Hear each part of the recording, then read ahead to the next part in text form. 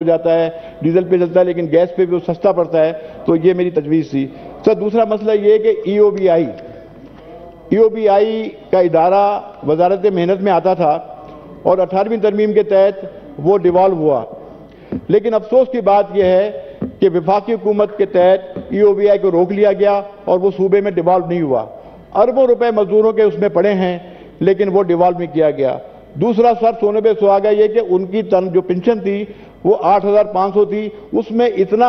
آٹے میں نمک کے برابر اضافہ کیا گیا کہ اس کی جو پنشن ہے وہ 10,000 کی گئی۔ میرا یہ ڈیمانڈ ہے اور میری تجویز ہے کم سے کم پنشن میں 5,000 روپے کا اضافہ کیا جائے تاکہ وہ غریب جو لوگ ہیں ان کو یہ پنشن سے کم وہ اپنا کسی حد تک گزارا کر سکیں، جس سے جو تھوڑی سی بہتری آئے گی۔ دوسرا سر میری کوئی گزارش ہے کہ یوٹیلیٹی اسٹور کارپوریشنز، سر وہاں پہ سبسڈی دی جاتی ہے آٹا، تیل، گھی وغیرہ، چینی وغیرہ کے حوالے سے، لیکن سر وہاں پہ چیزیں جو ہیں وہ پوری طرح سے مہیا نہیں ہوتی ہیں، اس کی ٹائمنگ بھی کم ہے اور ان کے جو ایریاز ہیں وہ بھی تھوڑا سا غریب بستیوں تھوڑا کبھی کبھی دور ہوتے ہیں، تو اگر وہاں پہ لینے کے جائے گا وہ رکشے میں بھی ظاہر بات ہے زیادہ سامان وہ بس میں تو لے جا نہیں سکتا۔ میری گزارش ہے کہ یوٹیلیٹی اسٹور کارپوریشن کی اور ان کو آبادیوں کے درمیان رکھا جائے تاکہ لوگوں کو وہ اس کو خریدنے میں آسانی ہو سکے۔ سر دوسرا میرا یہ کہنا تھا کہ اپنا روزگار کے حوالے سے جو بے روزگاری ہمارے ملک میں بہت زیادہ ہے، آپ سرکاری ملازمتیں اتنی تعداد میں دے نہیں سکتے۔ میری یہ تھا کہ اگر ان کو لون جس طرح سے جو ہمارے گریجویٹس ہیں ان کو جو ہے آپ ایک آسان لون دیں اور وہ ایک سینڈیکیٹ بنا کے 4 کے گروپ بنا کے اگر ان کو لون دیا جائے جس میں 25 لاکھ اور یا 30 لاکھ روپے ان کو انٹرسٹ فری لون 5 سال کے لیے دیا جائے تاکہ وہ 4 کے گروپ بنا کے اس میں کوئی 15، 20، 25 لوگ جو ہے وہ اس میں روزگار حاصل کر سکیں۔ یہ کوئی ایسے ذرائع ہمیں استعمال کرنا پڑیں گے جس سے بے روزگاری میں جو ہے وہ کمی لا سکیں، غربت میں کمی لا سکیں، تو یہ ہے۔ دوسری سر ایک بات اہمیت ایک اور بات آپ کے ذہن میں لانا چاہتا ہوں کہ صوبہ سندھ جو ہے وہ ہمارا سیلاب سے متاثر رہا،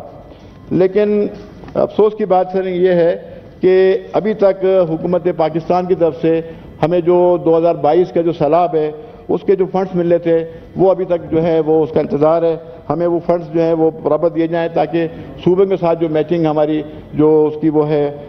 جو فنڈز ہیں اس کے ذریعے ہم وہاں کے سیلاب زدگان کی جو متاثرین ہیں وہ حکومت سندھ اپنے طور پہ بہت کوشش کر رہی ہے، بہت کام ہم کر رہے ہیں، بہت زیادہ ہم نے ان کو جو ہے فی خاندان ہم نے ان کو BSP کے ذریعے جو پیسے بھی ہم نے ان کو فراہم کیے ہیں اور ابھی بھی جو ہیں وہ منتظر ہے اس بات کے کہ ان کے ساتھ جو ہے ان کی مدد کی جائے۔ سر دوسری یہاں ایک بات کی گئی لائن لاسز کی وابڈا کے حوالے سے،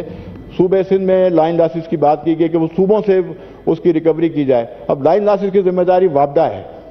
اب سر میں یہ کہتا ہوں کہ اگر کوئی بل نہیں دیتا تو یہاں وہاں پہ وابڈا والی PMT اتار کے لے جاتے ہیں۔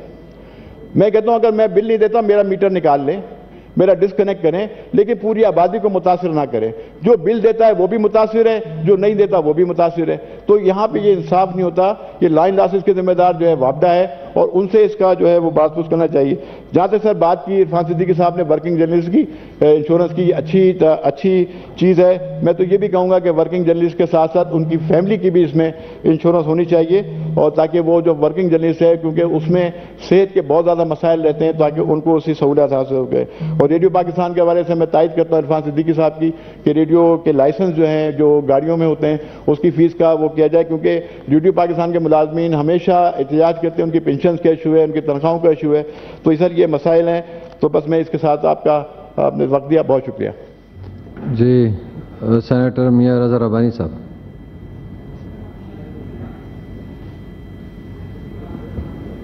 جناب